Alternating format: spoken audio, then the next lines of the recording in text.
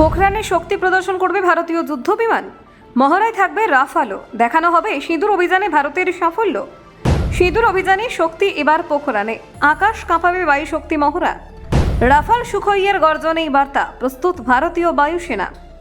পোখরানের আকাশে অপারেশন সিঁদুরের রিপ্লে। শক্তি প্রদর্শনে IAF। 4 দিনের আকাশ যুদ্ধের স্মৃতি মহড়ায় দেখাবে বায়ুসেনা। রাফাল, মেঘ, তেজস একসঙ্গে মরু আকাশে ফায়ার পাওয়ার শো। পাকিস্তানকে চাপে ফেলা অভিযানের কৌশল এবার প্রকাশ্যে। আকাশ দখলের গল্প বায়ু শক্তিতে তুলে ধরবে ভারত। সিঁদুর অভিযানের সাফল্যে আত্মবিশ্বাস। বায়ু শক্তিতে শক্তির ঝলক দেখাবে ভারত। দেখুন, ভারতীয় বায়ুসেনা আগামী 27শে ফেব্রুয়ারি রাজস্থানের পোখরান রেঞ্জে আয়োজন করতে চলেছে এক্সারসাইজ বায়ু শক্তি। এই মহড়ায় বিশেষভাবে তুলে ধরা হবে গত বছরের সিঁদুর অভিযানে ভারতের সাফল্য। আকাশ যুদ্ধে ভারতের সক্ষমতা এবং নির্ভুল আঘাত হানার কৌশল প্রদর্শনী থাকবে এই অনুশীলনের মূল আকর্ষণ। বায়ু শক্তি মহড়া ভারতীয় বায়ুসেনার অন্যতম বড় ফায়ার পাওয়ার প্রদর্শনী। এখানে Rafale, Sukhoi 30, MKI, MiG-29, Tejas এবং জাগুয়ারের মতো আধুনিক যুদ্ধ বিমান অংশ নেবে। বিভিন্ন ধরনের অস্ত্র ব্যবস্থার সরাসরি প্রদর্শনের মাধ্যমে বায়ুসেনার প্রস্তুতি এবং সক্ষমতা তুলে ধরা হবে। গত বছরের সিঁদুর অভিযানের সময় ভারতীয় বায়ুসেনার ভূমিকা ছিল অত্যন্ত গুরুত্বপূর্ণ। জম্মু কাশ্মীরের পেহেলগাঁওয়ে জঙ্গি হামলার পর ভারত দ্রুত পাল্টা পদক্ষেপ গ্রহণ করে। পাকিস্তান এবং পাক অধিকৃত কাশ্মীরের চিহ্নিত জঙ্গি ঘাঁটিগুলিতে নিখুঁত আঘাত আনা হয়। 7ই মে ভোরে ভারতীয় বায়ুসেনা জৈশ-ই-মোহাম্মদ এবং লস্করের তাইবার একাধিক ঘাঁটিতে আক্রমণ চালায়।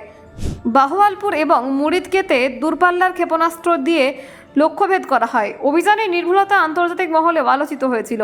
4 দিনের সামরিক সংঘর্ষের শেষ পর্যায়ে আকাশের দখল কার্যত ভারতের হাতে চলে আসে। এই আকাশ প্রাধান্যই পাকিস্তানকে সংঘর্ষ বিরতির প্রস্তাব দিতে বাধ্য করে বলে বিভিন্ন সামরিক বিশ্লেষণে উল্লেখ করা হয়েছে। সুইজারল্যান্ডের এক সামরিক গবেষণা সংস্থা এমন দাবি করেছে। এবার পোখরানের মহড়ায় সেই অভিযানের কৌশলগত দিকগুলি প্রদর্শন করা হবে। কিভাবে সমন্বিত আক্রমণ, ইলেকট্রিক ওয়ারফেয়ার এবং নির্ভুল অস্ত্র ব্যবহারের মাধ্যমে লক্ষ্যবস্তু ধ্বংস করা হয়েছিল তা তুলে ধরা হবে। যুদ্ধক্ষেত্রে দ্রুত সিদ্ধান্ত গ্রহণ এবং সমন্বয়ের গুরুত্ব দেখানো হবে। সাধারণতন্ত্র দিবসের কুচকাওয়াজে সিঁদুর অভিযানের ছাপ দেখা গিয়েছিল। রাফাল, MiG-29, সুখোই 30 এবং জাগুয়ার যুদ্ধবিমান আকাশে ফ্লাই পাস্ট করে শক্তি প্রদর্শন করে। সেই প্রদর্শনী দেশবাসীর মধ্যে ব্যাপক সাড়া ফেলেছিল। মহড়ায় অংশ নেওয়া রাফাল যুদ্ধবিমান বিশেষ আকর্ষণের কেন্দ্রবিন্দুতে থাকবে।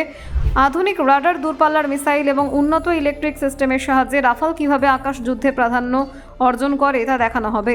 পাশাপাশি দেশীয় তেজসের সক্ষমতাও তুলে ধরা হবে। পোখরানের মরুভূমি অঞ্চল যুদ্ধ প্রশিক্ষণের জন্য উপযুক্ত পরিবেশ প্রদান করে। এখানে বিভিন্ন লক্ষ্যবস্তু স্থাপন করে লাইভ ফায়ারিং অনুশীলন করা হয়। বাস্তব যুদ্ধ পরিস্থিতির অনুকরণে এই মহড়া পরিচালিত হবে। বায়ুশক্তি মহড়া কেবল সামরিক সক্ষমতার প্রদর্শনী নয়, এটি একটি কৌশলগত বার্তাও বহন করে। আঞ্চলিক নিরাপত্তা পরিস্থিতির প্রেক্ষাপটে ভারতের প্রস্তুতি এবং প্রতিরোধ ক্ষমতা প্রদর্শনের অন্যতম উদ্দেশ্য। এতে প্রতিবেশী দেশগুলির কাছেও একটি বার্তা পৌঁছে যায়। ব্যুরো রিপোর্ট, অজানার দেশে।